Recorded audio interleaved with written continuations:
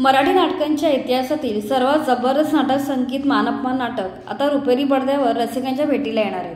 अनाउन्समेंटपासूनच या सिनेमाची सगळेजण आतुरतेने वाट पाहत आहेत। सुबोध भावे दिग्दर्शित या सिनेमाचा ट्रेलर नुकताच रिलीज झाला आहे।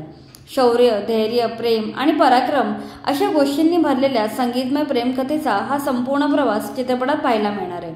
त्यात दिग्गज कलाकारांची तगडी टीम असल्यामुळे अपेक्षा वाढल्या होत्या। खाडीलकरांच्या मूळ संगीत मानअपमान कलाकृतीने प्रेक्षकांच्या मनावर राज्य केले होते। त्या संहितेवर बालगंधर्व यांनी इतिहास घडवलाय।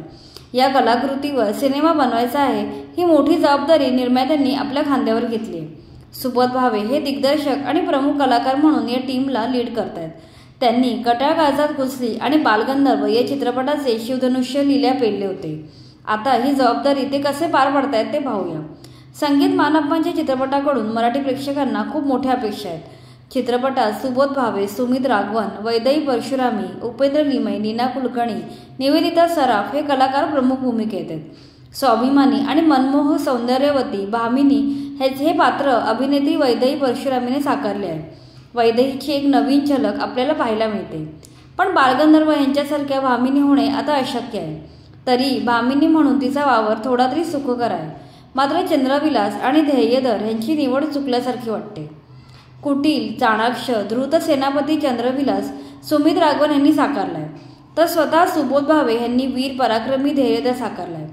ही दोन्ही पात्रे युद्ध, ध्येय, पराक्रम यांनी प्रेरित असूनही या पात्रात जोश आणि आवेश जाणवत नाही। हे तगडे कलाकार असले तरी वय लपत नाही। दोन्ही दिग्गज कलाकारांनी आपल्या भूमिकेला न्याय द्यायचा प्रयत्न केलाय, मात्र सगळे कृत्रिम आणि खोटे वाटते। VFX आणि CGI वापरून हिंदी सिनेमात वयस्कर नटांचे वय लपवले जाते, मात्र मराठीत ते शक्य नाही। त्यामुळे आपल्या वयाला अनुसरून भूमिका करणे योग्य आहे।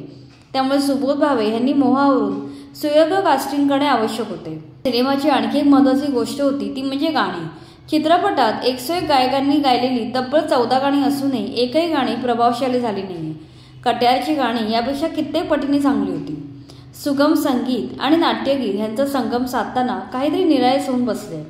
त्यामुळे चित्रपटाची जी मेन USP होती तीच फसली। बाकी ट्रेलरमध्ये सिनेमॅटोग्राफी आणि सेट डिझायनिंगवरही फारसे काम केलेले दिसत नाही, त्यामुळे तो काळ डोळ्यासमोर नीट उभाच राहत नाही।